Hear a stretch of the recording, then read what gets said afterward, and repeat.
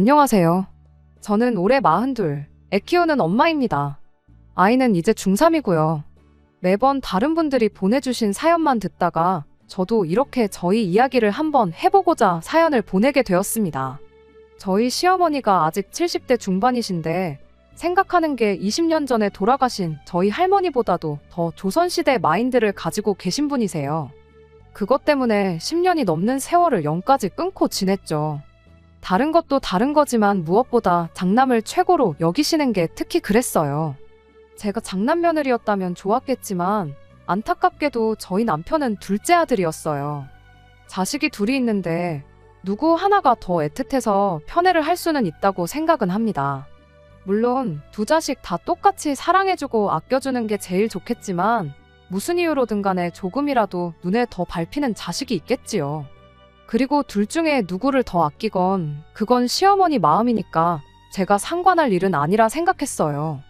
이미 시어머니가 장남만 챙기는 그런 사람이라는 건 제 눈으로 직접 봤기에 결혼 전부터 그 사실을 알고 있었습니다. 그때까지만 해도 그냥 옛날 마인드를 가지고 계신 분이시구나 싶었고 그 사실 자체가 저희 결혼 생활에 있어서 크게 문제될 거라 생각하지는 않았어요. 그냥 남편 마음이 좀 서운하고 시어머니가 아주버님네를 더 챙기는 만큼 내 배가 조금 아프겠구나 그렇게만 생각했었죠. 하지만 결혼하고 나니 몰랐던 사실을 하나 더 알게 되었죠. 시어머니만 장남을 챙겨야 하는 게 아니었어요. 온 가족이 집안 장남을 위해 희생하고 양보해야 한다는 생각을 가지고 계셨죠. 장남인 아주버님한테 떡 하나 주고 남편한테 떡 반 개 주고 그러겠거니 생각했는데 우리 시어머니는 그게 아니라 장남인 아주버님한테 떡 하나만 주는 게 아니라 남은 반 개까지 다 주시는 분이셨지요. 하지만 그게 끝이 아니라 한 개도 아니고 반 개를 주는 게 손이 좀 작아 보이지 않냐며 둘째인 남편한테 어떻게 저 반 개를 한 개로 만들어 오라 시킨 다음에 온전한 한 개를 만들어서 장남인 아주버님한테 가져다 주는 편애를 하셨습니다.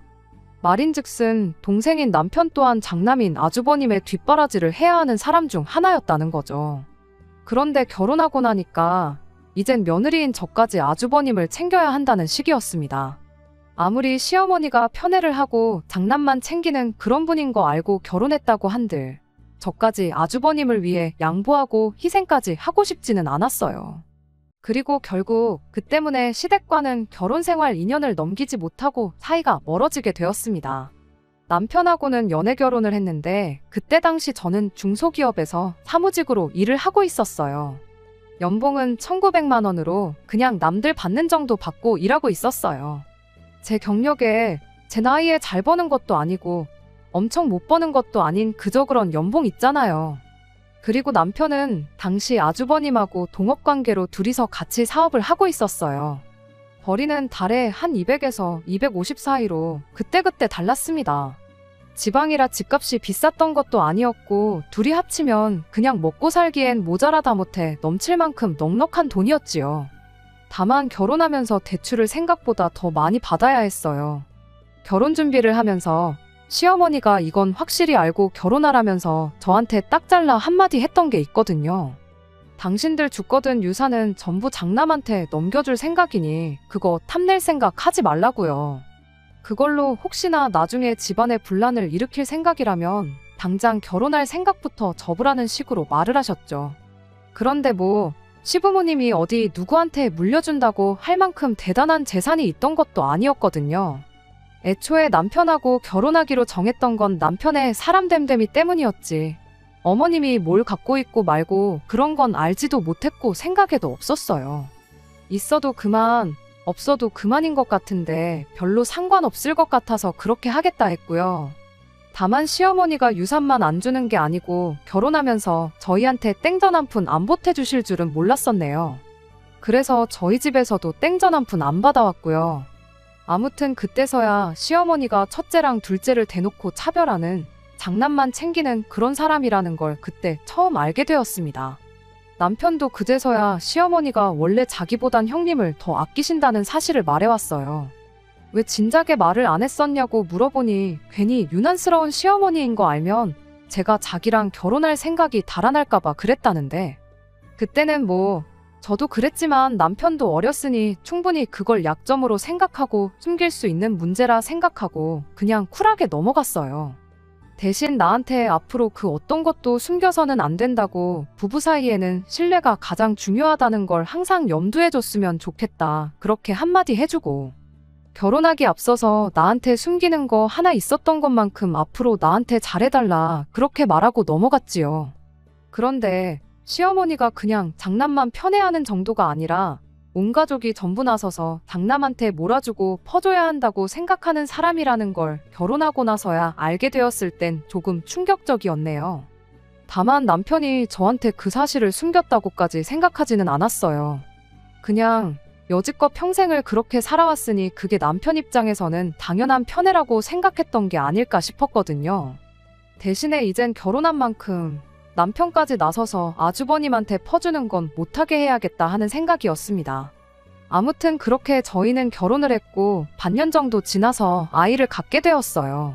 갚을 대출이 많았던 만큼 애시당초 계획했던 것보다 훨씬 일찍 찾아온 아이였지만 다른 생각하지 않고 최선을 다해서 키울 생각이었습니다. 그리고 당연히 온 가족이 저희들한테 아이가 생겼다는 사실을 축하해 줄 알았어요. 그런데 그게 아니었죠. 원래도 시어머니가 저한테 엄청 살갑게 대해주고 챙겨주고 하는 분은 아니었어요.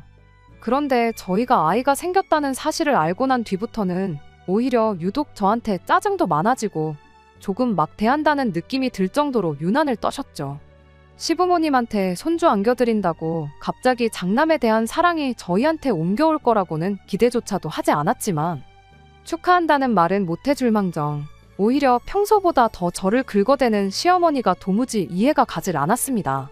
그런데 알고 보니까 그게 다 사랑에 맞지 않는 장남 아주버님 때문에 그랬던 것이었다는 걸 알게 되었어요. 선수를 빼앗긴 우리 장남 기분이 얼마나 섭섭하겠냐며, 니들은 그런 것도 생각 안 하고 결혼했다고 덜컥 애부터 가질 수가 있느냐고 짜증을 내는데, 어이없는 시어머니 반응에 저 또한 얼척이 없어서 뭐라고 대답을 해야 하나 싶더라고요. 아주버님은 저희보다 2년 먼저 결혼을 했어요. 저희는 시댁에서 1,000원 한 장은커녕 땡전 한 푼 안 받고 결혼했지만 아주버님네는 시댁 지원 있는 대로 몰빵 받아 결혼했던 건 말 안 해도 다들 눈치채셨을 거예요. 아무튼 아주버님네 결혼하면서 이미 진작부터 시어머니가 애보는 건 당신이 다 해줄 테니 다른 거 생각 말고 하루빨리 대르리을 아들 손주 낳아오라고 난리도 아니었었나 봐요. 그런데 아주버님네가 결혼하고부터 제가 아이를 가졌다는 소식을 듣게 된 2년 반이 넘는 시간 동안 아무런 소식이 없던 상황이었던 거지요. 아주버님도 형님도 아이 갖겠다고 엄청 노력은 했던 것 같아 보였고, 시어머니도 어디 용한 데 가서 한약도 지어오고 지극정성도 아니었나 본데, 말인즉슨 그렇게 노력하는 상황에 제가 덜컥 아이를 가졌으니 시어머니 입장에서는 아주버님네가 새치기 당한 기분, 추월당한 기분이 들지 않겠냐는 겁니다. 눈치 없게 애부터 가질 수가 있느냐는 소리가 바로 그 때문에 나온 말이었고요. 저기네는 몇 년을 노력해도 안 되는데 너네는 나중에 갖는다는 말만큼 아무 노력도 안 했는데 애가 생겨버린 꼴이 아니냐, 그 이야기를 들은 첫째네가 얼마나 서운하겠냐고요. 장남 편애하고 그런 건 내가 알 바 아니다 생각하고 살았는데 이미 생겨버린 아이를 가지고 새치기네 어쩌네 그런 이야기까지 들으니 솔직히 엄청 짜증났어요. 물론 저희가 원래 몇 년 더 맞벌이 생활 유지하다가 아이를 가질 계획이었던 건 사실이지만 왜 자꾸 이미 생겨버린 아이를 두고 저보고 어쩌라고 저런 소리를 해대시는 건지. 말 맞다나 아주버님네 섭섭하다고 아이를 지울 수도 없는 노릇 아니겠나요? 그런데도 자꾸 아이가 생긴 걸 두고 제가 잘못했다고 따지고 드니 어이가 없어서 말도 안 나오더라고요. 더 어이가 없던 건 그 이후였어요. 원래는 맞벌이 생활을 유지하면서 돈을 모을 만큼 모으다가 아이를 가질 계획이었던 만큼 출산하기 직전까지 최대한 회사에 출근해서 월급 받을 만큼 받고 그러고 그만둘 생각이었거든요. 회사에서도 당장 저만한 직원 구하기 힘들다고 남아줬으면 하는 분위기였고요. 그런데 제가 입덧이 너무 심해가지고 더 이상 출근을 하는 게 불가능한 상황이었어요. 특히나 회사 사무실이 있던 건물 1층이 전부 음식점이라 시도 때도 가리지 않고 사무실로 올라오는 음식 냄새를 제가 도저히 견딜 수가 없었거든요. 날이 갈수록 심해지는 입덧에 결국 다른 방법이 없어서 회사를 일찍 그만두게 되었습니다. 회사 그만두면서 시어머니가 뭐 얼마나 대단한 애를 가졌길래 배도 다 안 불렀는데 회사부터 관두느냐. 내 아들 외벌이 하는 꼴은 보고 싶지 않으니 유난 떨지 말고 출근해라. 그런 잔소리를 들을까봐 걱정이었는데 아주버님하고 연관된 거 아니면 딱히 잔소리를 하지 않던 사람이었다 보니 예상외로 제가 회사를 그만둔 걸 가지고는 별다른 말 한마디 없었습니다. 그런데 정말 몇 주도 안 지나서 회사를 괜히 그만뒀구나. 후회가 몰려들어오기 시작했어요. 입덧이 너무 심해서 이거 집에서도 견딜 수나 있겠나 싶었는데 막상 회사를 그만두고 나오니 몇 주 안 지나서 언제 그랬냐는 듯 입덧이 사라졌거든요. 이럴 줄 알았으면 몇 주 고생하고 말 걸 그랬나 싶었어요. 집안일이라고 해봐야 집이 얼마나 넓은 것도 아니고 그나마도 집안일이라고 할 만한 건 남편이 애가 졌는데 무슨 집안일이냐며 그런 거 하지 말고 태교에만 신경 쓰라고 퇴근하고 집에 돌아오기가 무섭게 자기가 할 수 있는 집안일이란 집안일은 싹 다 해놓고 그랬거든요. 남편한테 뭐 어디 인형 눈이라도 붙이고 있어야 되는 거 아니겠냐 했더니 그거 해봐야 얼마나 번다고 그러냐고. 그냥 맘 편히 갖고 뭐 할 생각 말고 그냥 뱃속의 아이만 생각하라고 끝까지 제가 아무것도 안 하길 바랬어요. 그러던 중 형님의 임신 소식을 듣게 되었습니다. 끝내 그 집에도 아이가 생기게 되었던 거예요. 당연한 이야기겠지만 제가 임신했을 때랑은 다르게 아주 집안에 경사가 났다고 난리가 아니었습니다. 당장에 시어머니는 근처 살고 계시는 친지분들 전부 다 불러내서 집안 잔치를 열었어요. 그때 저도 불려가서 음식 준비하는 걸 도와야 했어요. 음식하는 거 도와주러 왔다고 친척분들 사이를 삐집고 들어가니 거기 계신 분들이 저 인간은 배가 저렇게 부른 며느리를 일을 시키려고 그러냐고 하면서 그냥 가만히 있으라 하고 저를 많이 배려해 주셨어요. 물론 아무것도 안 한 건 아니고 이것저것 보조를 해주고 그랬죠. 귀한 장손을 낳아줄 형님은 손 하나 까딱 안 하고 가만히 있었고요. 남편하고 아주버님은 일 마치고 퇴근하고 나서야 시댁에 도착했는데 남편이 제가 일하고 있는 걸 보고는 너가 왜 일을 하고 있냐며 아주 노발대발 난리도 아니었습니다. 애는 뭐 형수님만 가졌냐고 차려놓은 잔치상을 뒤집어버릴 기세로 성질을 부리기 시작했는데 남편한테 그래도 오랜만에 이렇게 집에서만 가만히 있는 게 아니라 모처럼 몸을 움직이니 기분이 좋다고 그리고 다른 친척 어른분들이 배려해 주셔서 힘든 일 하나 안 하고 편하게 있었다고 그러니까 참으라고 남편을 뜯어말렸죠. 물론 말은 그렇게 했지만 시어머니가 장남차남 차별만 하는 게 아니고 그 차별이 며느리한테도 똑같이 해당한다는 사실은 그렇게 달갑지가 않았습니다. 잔뜩 열이 받아 있던 남편을 뜯어말렸는데도 불구하고 그날 잔치가 마무리가 되어갈 때쯤 결국 남편이 시어머니한테 평생 안 보고 살 테니 그렇게 아시라고 폭발해버리는 사건이 일어나게 되었습니다. 자리가 마무리되어 있는 상황이었어요. 아무래도 형님 축하한다고 모인 자리였으니 시가 친척분들도 어느 정도 술이 얼큰하게 취해 있는 상황이었죠. 그러던 중 그날 음식할 때 저보고 임신한 사람이 무슨 일을 하냐며 저를 배려해 주셨던 시가 친척 어른분들이 마지막에 가서 시어머니한테 저를 대신에 한마디 해주셨어요. 똑같은 며느리인데 왜 쟤는 일을 안 시키고 얘만 일을 시키냐. 뭐 이런 식으로 말이죠. 시어머니는 시어머니 나름의 이유가 있었죠.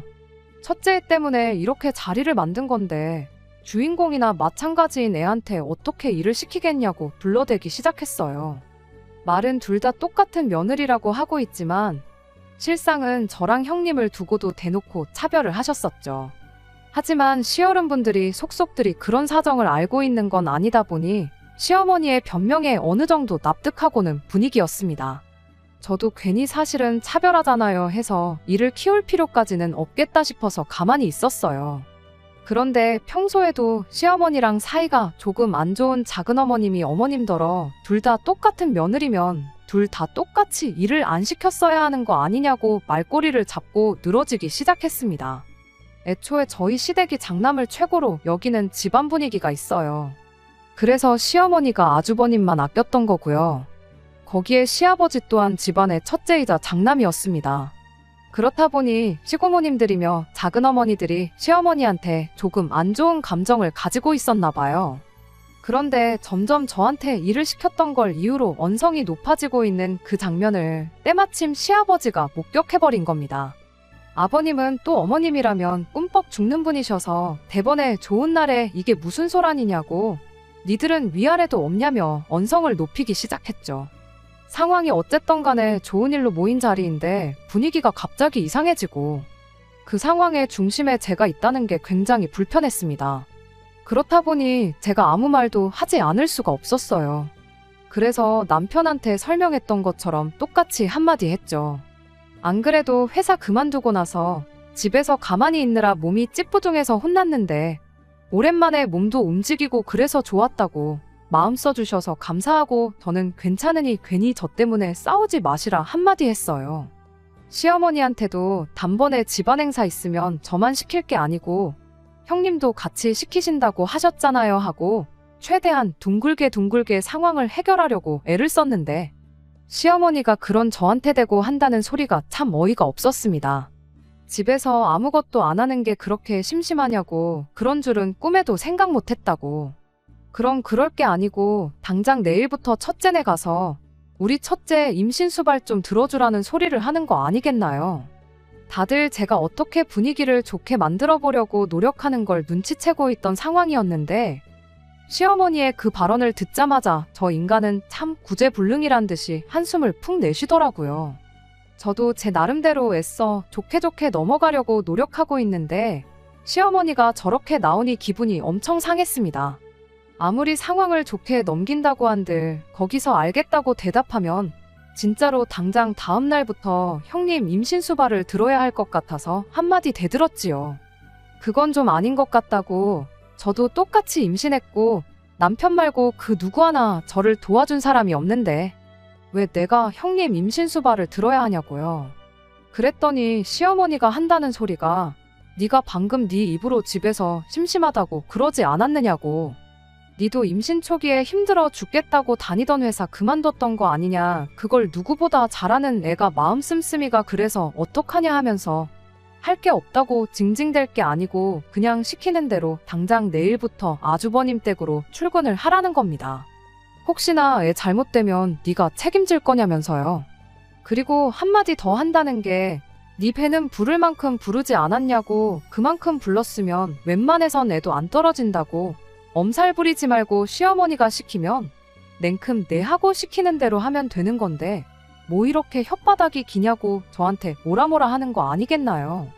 그 와중 그 상황을 지켜보고 있던 남편이 결국엔 폭발해버린 거예요.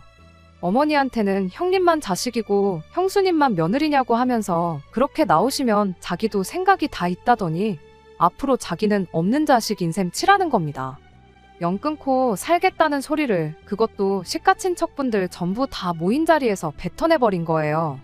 시어머니는 대번에 자식 새끼 키워봐야 아무 소용없다며 난리법석을 떠셨고 시아버지 또한 너는 가족들 다 있는 데서 쪽팔린 줄도 모르냐고 남편한테 호통을 치셨죠.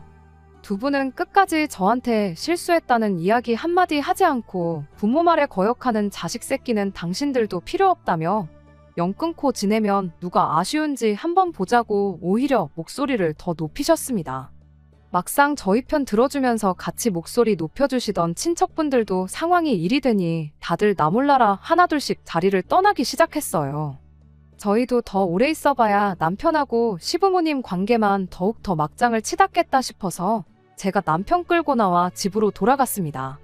그리고 그날 이후로 며칠이 지나도 남편이 정말 시댁에 연락 한 통 안 하고 오는 전화도 다 무시하고 그랬어요.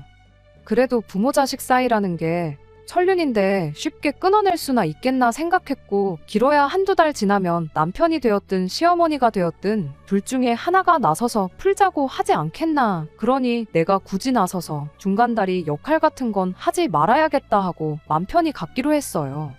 그러던 중 갑자기 남편이 퇴근 시간이 엄청나게 늦어지기 시작했습니다. 저는 그래서 시어머니랑 다툰 일로 아주버님이 남편을 집에도 못 가게 하는 건 줄 알았는데 그게 아니었어요. 회사에서 격리일 하던 직원이 갑자기 그만두면서 형님이 그 일을 대신 하느라 자기가 처리해야 할 업무량이 2배로 늘었다는 소리를 하더라고요. 급한 대로 사람을 뽑고 있는데 요즘 누가 꼴랑 월급 100만 원 받고 일하고 싶어 하겠냐고 한동안은 퇴근이 늦을 거라고 하더라고요.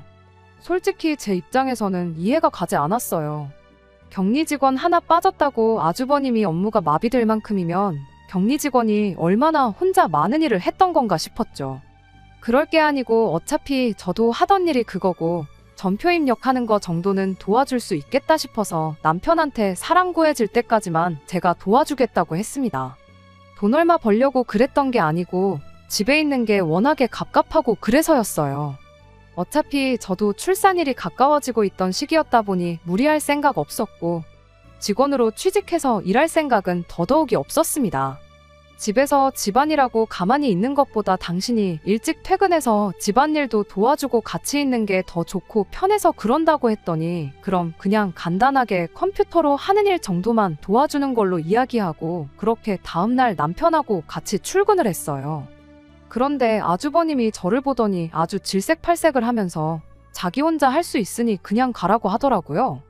격리 직원이 하는 일 대신하느라 하루 종일 아무것도 못하고 내 남편한테 일을 전부 떠넘기는 게 싫어서 온 건데 자기가 하겠다고 저는 컴퓨터 근처에도 못 앉게 만드니 뭔가 촉이 이상했어요.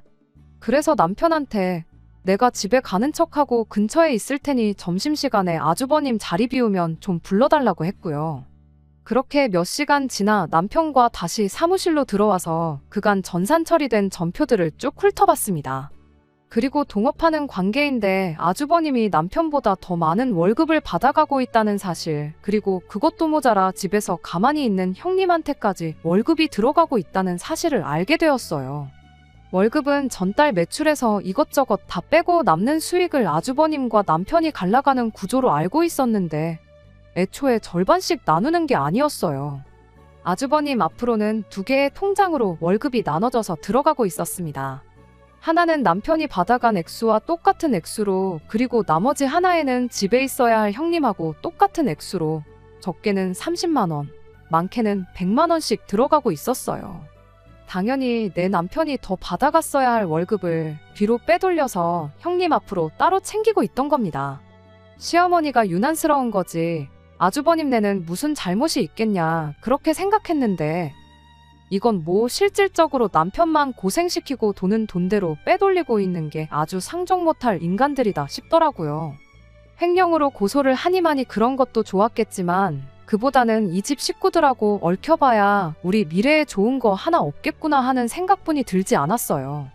어차피 남편이 시댁과 연을 끊겠다 선언한 와중에 굳이 다시 잘 지내보자고 화해해서 평생을 더러운 꼴 견디며 사느니 이대로 연을 끊어버리는 게 좋겠다는 생각이었습니다.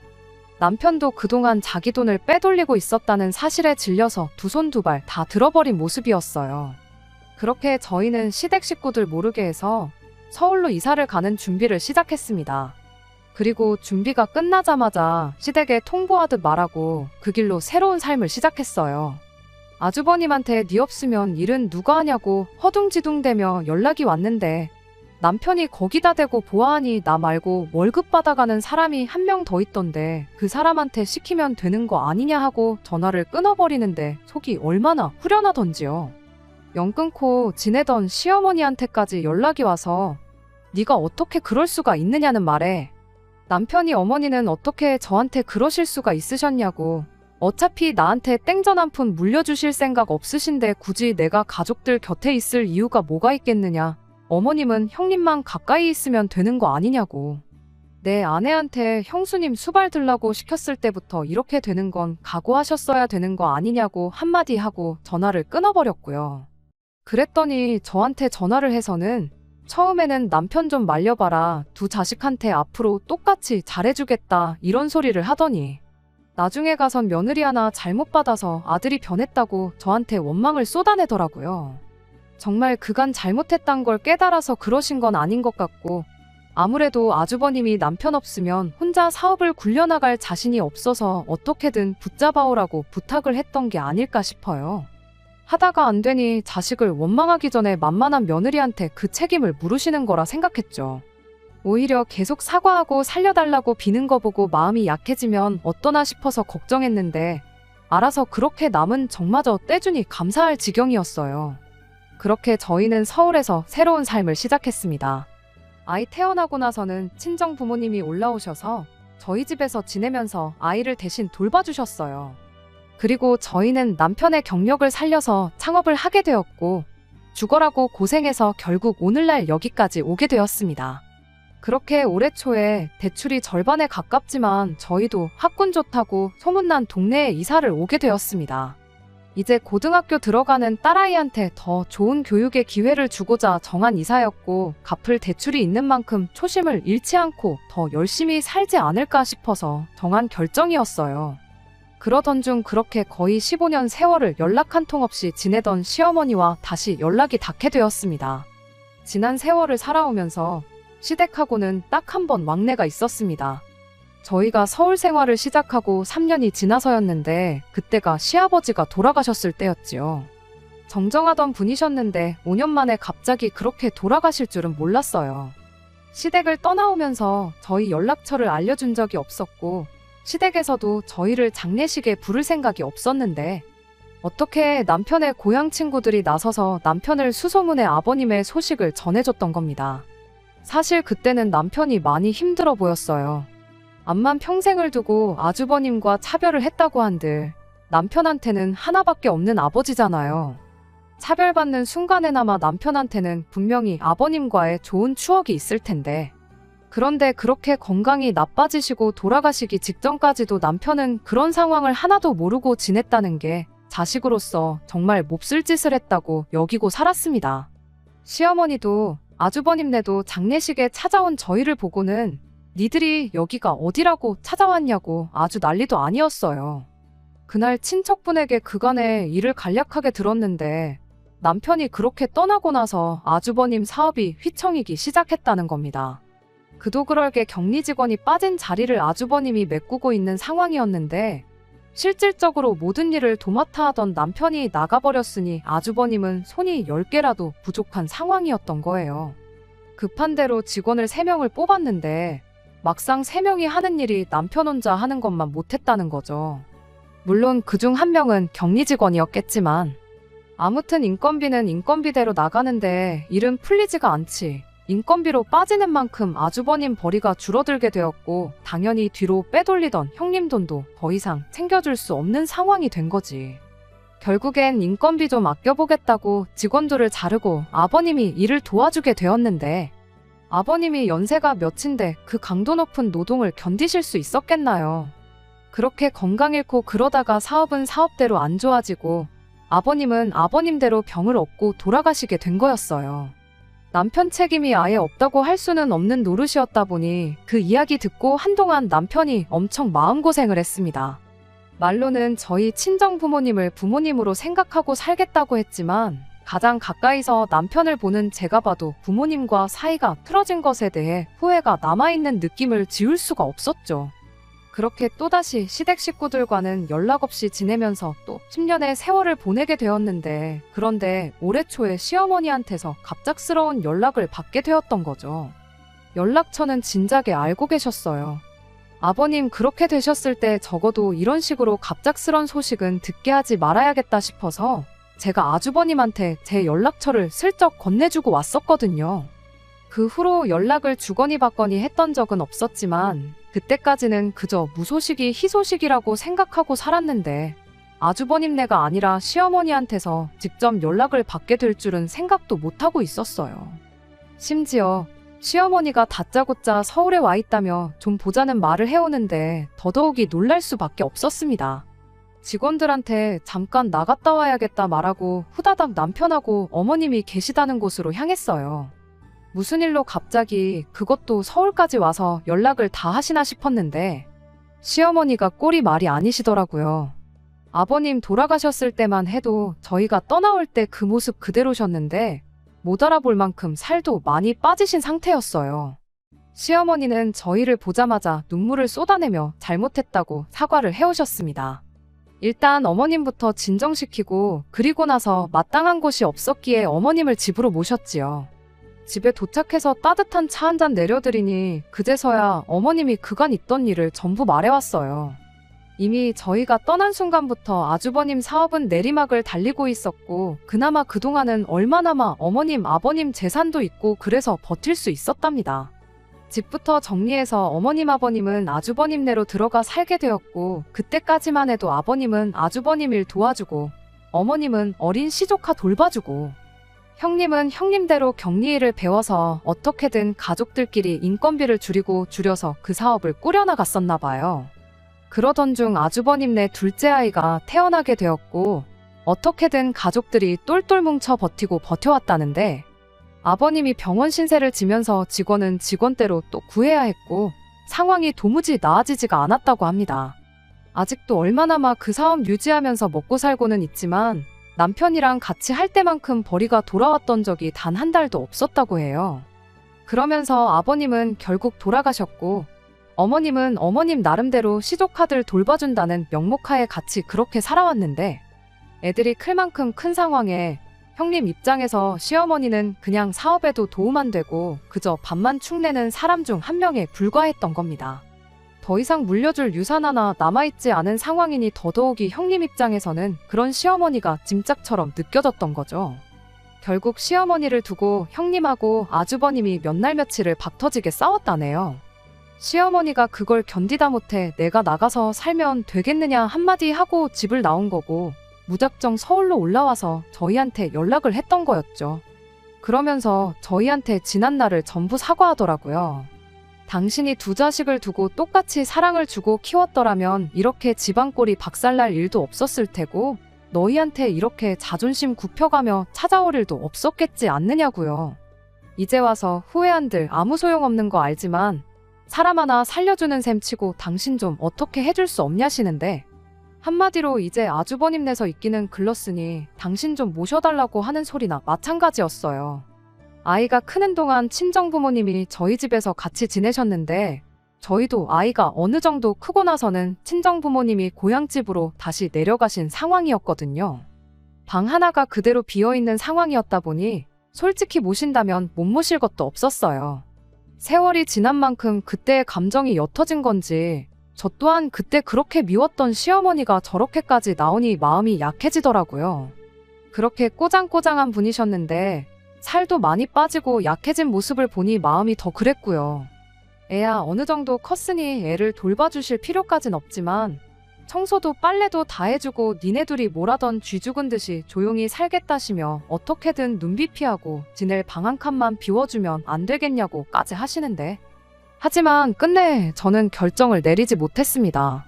이게 친정어머니가 그러시는 상황이었다면 제가 이렇게 하자 저렇게 하자 말이라도 꺼냈겠지만 시어머니시잖아요. 그만큼 남편이 결정을 내렸으면 싶었어요. 일단 어머님이 하루 지내실 수 있게 방을 마련해드리고 자세한 건 남편과 상의를 하기로 했어요. 남편 또한 쉽사리 결정을 내리지 못하고 하루 종일 똥 씹은 표정만 하고 있었습니다. 아무래도 아버님 때의 일을 생각하면 남편 마음은 시댁과 다시 연락을 하고 지내고 싶어하는 것 같아 보였어요. 그런데 또 어머님을 이렇게 모시다니 저한테 어떻게 말을 꺼내야 하는지부터 혼란스러운 얼굴 표정이었습니다. 그래서 남편한테는 그냥 우리가 모시고 살자는 말 대신 당신이 무슨 결정을 내리던 나는 당신 뜻을 따르겠다고만 한마디 건네줬죠. 그 순간 남편이 두 눈에 눈물을 쏟으며 고맙다고 당신하고 결혼한 게 정말 다행이라며 지금껏 그래왔지만 앞으로도 저랑 우리 딸아이를 위해 더 열심히 살겠다고 다짐을 하더라고요. 시어머니가 그걸 밖에서 듣고 계셨는지 방문을 열고 들어와서 저희랑 같이 대성통곡을 하면서 그동안 미안했다고 진짜 효자를 몰라보고 당신이 애먼 자식한테만 사랑을 줬다며 아주 그날 저녁은 눈물바다를 이루었어요. 그냥 우리 딸아이만 영문도 모른 채 그동안 없다 생각하고 지냈던 친할머니를 얻게 되었죠. 그런데 그렇게 극적으로 화해하고 저희 가족의 일원이 된 시어머니는 저희 집에서 단 일주일을 지내지 못하고 다시 아주버님한테로 보내지게 되었습니다. 약속한 대로 시어머니가 집안일, 청소 빨래 같은 걸 안 해서 쫓아낸 건 아니에요. 학교 마치고 집에 돌아온 우리 딸아이한테 할머니 먹게 라면 좀 하나 끓여와 보라고 했던 것도 매번 가스불만 쓰시다가 인덕션을 쓰시려니 어떻게 하는지 몰라서 부탁하신 거라 그렇게 생각하고 넘어가려고 했었죠. 시어머니가 일주일 정도 계시다가 다시 아주버님 댁으로 내려가게 되었어요. 당신 옷 가지며 그나마 남아있는 폐물이며 그런 거 가지고 오셔야겠다고 하면서요. 조심히 다녀오시라고 KTX도 끊어드리고 다시 올라오실 때 짐이 많으실 수도 있으니 그때 맞춰서 역에서부터 짐을 같이 가져다줄 승합차랑 기사님도 한 분 수배해 놓았죠. 그렇게 아침에 시어머니를 역에 모셔다 드렸고 그 길로 출근한 뒤 집에 돌아와 어머님 오시는 걸 기다리고 있었어요. 그리고 저녁 8시쯤 해서 어머님이 도착을 하셨는데 초인종 소리에 현관문을 열어드렸더니 시어머니 혼자만 온 게 아니고 양옆에 처음 보는 애들 둘을 데리고 왔더라고요.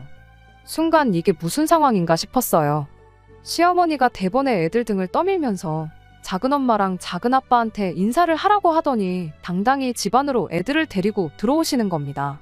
남편이 대번에 어머님 붙들고 방으로 모셔가서는 이게 무슨 상황이냐고 물었어요. 아주버님네하고 돌아선 건 돌아선 거지만 저 애들은 당신이 아기 때부터 키운 당신 자식들이나 다름없다는 말도 안 되는 소리를 하시며 듣자 하니 여기 동네가 애들 공부하기 좋은 동네라고 들었다고, 이런 데서 공부해야 애들끼리 인맥도 생기고 학구열도 높아서 공부는 공부대로 열심히 한다고 하는데 얘들도 여기서 같이 좀 지내면 안 되겠냐는 겁니다. 대학 갈 때까지만 지내면 되는 거니까 첫째는 4년만 지내면 되고 둘째는 6년만 지내면 되는 거니 어려운 부탁 아니지 않냐면서요. 남편이 그게 무슨 말도 안 되는 소리냐고 대번에 대꾸를 했는데 어머님이 하시는 말이 니네 집도 이렇게 비싼 데서 살 정도면 돈도 어느 정도 번다는 소리 아니냐고, 애들이 먹어봐야 얼마나 먹겠냐며 다른 건 몰라도 두시조카 뒷바라지는 당신이 알아서 챙길 테니 걱정을 하덜 말라고 능청스럽게 한마디 하시더라고요. 그래도 장손인데 이 할머니가 마지막으로 얘들한테 해줄 수 있는 게 교육의 기회를 주는 거 아니겠냐고. 그런 지방 동네에서 공부해봐야 서울에 있는 학교 문턱이나 밟겠냐. 이왕 모시고 살기로 한 거 여기까지만 더 부탁하겠다는 소리를 하시더라고요. 바로 전날 눈물 콧물 쏟으며 대성통곡하던 시어머니는 온데간데 없었고 살이 조금 빠지셨다 뿐이지 지난 세월 장남하고 둘째 대놓고 차별하고 편애하던 막무가내 시어머니로 돌아와 계셨어요. 남편은 이럴 수는 없다며 그 길로 싸들고 온 짐이고 뭐고 전부 가져나가 자기 차에 싣고는 시조카드라고 어머님을 데리고 바로 시댁으로 출발했습니다. 당신이 거길 왜 다시 가냐고 버텼지만 시어머니가 남편임을 당해낼 수가 없었지요. 아무 잘못도 없는 애들한테는 그런 꼴 보여서 미안하지만 안 되는 건 안 되는 거다 단호하게 말해주고 그 길로 다시 시댁으로 향했습니다. 시어머니가 달리는 차 안에서 뛰어내리겠다 아주 난리도 아니었어요. 정작 실행에는 옮기지 못하셨지만 아무튼 그렇게 시댁에 도착하자마자 어머님 짐가방이며 뭐며 그 길로 아주버님 댁에 내려놓고는 어머님한테 끝까지 이렇게 자식을 배신하실 수가 있냐며 연락해도 안 받을 거고 찾아오셔도 보러 가지 않을 테니 이왕 지난 세월 영 끊고 지내던 거 평생 하지 말자 한마디 하고는 다시 차를 돌려 집으로 돌아왔습니다. 딸아이도 그렇고 저도 그렇고 이게 다 무슨 일인가 싶었죠. 며칠 지나서 왜 이런 일이 생긴 건지 알게 되었는데 애초에 시어머니가 집에서 쫓겨난 게 아니었고 살도 그냥 세월이 지나면서 자연스럽게 빠지셨던 거였어요. 남편한테 아버님 돌아가셨다는 소식을 전해줬다는 고향 친구가 아주버님하고도 어느 정도 친분이 있는 사이였거든요. 그리고 저희가 올 초에 이사했다는 소식을 그 친구가 알게 되었고 그 이야기를 결국엔 아주버님까지 알게 되었던 겁니다. 그리고 이 소란이 전부 어떻게 잘만 구슬르면 자기 자식들도 똑같이 강남에서 학교 다닐 수 있게 만들 수 있겠구나 싶고 하는 김에 시어머니까지 저희한테 떠넘길 수 있겠다 싶었던 아주버님의 개수작이라는 걸 알게 되었어요. 남편이 아주버님한테 평생 받기만 해온 사람이 이제 와서 나한테 뭘 바라냐고 염치 좀 챙기고 살라고 한마디 하고는 아주버님네하고도 평생을 안 보고 지내겠다 그렇게 선언하고 이 사건은 일단락되었습니다. 그리고 정말 얼마 전에 남편의 고향 친구 통해서 시어머니 소식을 전해 듣게 되었어요. 이 사건이 이러나 저러나 애들을 좋은 데서 교육시키고 싶어 꾸몄던 아주버님과 형님의 개수작이긴 했는데 두 사람한테는 이참에 시어머니도 떼놓을 수 있는 기회였구나 생각했었나 봐요. 그런 시어머니가 임무에도 실패하고 다시 한 식구가 되어버렸으니 아주버님하고 형님 입장에서는 뭐 하나 달라진 게 없는 이 상황이 마음에 안 들었던 겁니다.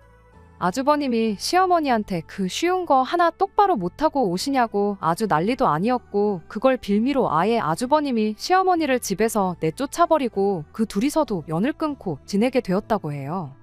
이미 유산은 전부 다 아주버님네한테 전부 다 퍼주다시피 해서 손에 남은 것도 없었고, 그냥 어디 동네에 아는 분 남는 방에 전세로 남은 전 재산 다 보증금 내고 거기서 혼자 지내고 계신다고 합니다. 잠깐이지만 진짜로 어머님이 걱정되었던 순간도 있었고, 한 집에 같이 살기로 하면서 지난 15년 세월 연 끊고 지내왔던 거 만회하고 다시 한 가족이 되고 싶은 생각이었어요. 하지만 그 복을 자기 발로 차버린 건 시어머니 본인이라고 생각합니다. 당신이 굴러들어온 복을 차버렸는데 신경이 쓰이긴 하지만 혼자 된 시어머니를 안쓰럽게 여기진 않으려고요. 믿는 도끼에 발등 찍히는 것도 이제 여기까지만 하려고 합니다. 끝까지 들어주셔서 감사합니다. 오늘의 사연은 여기까지입니다.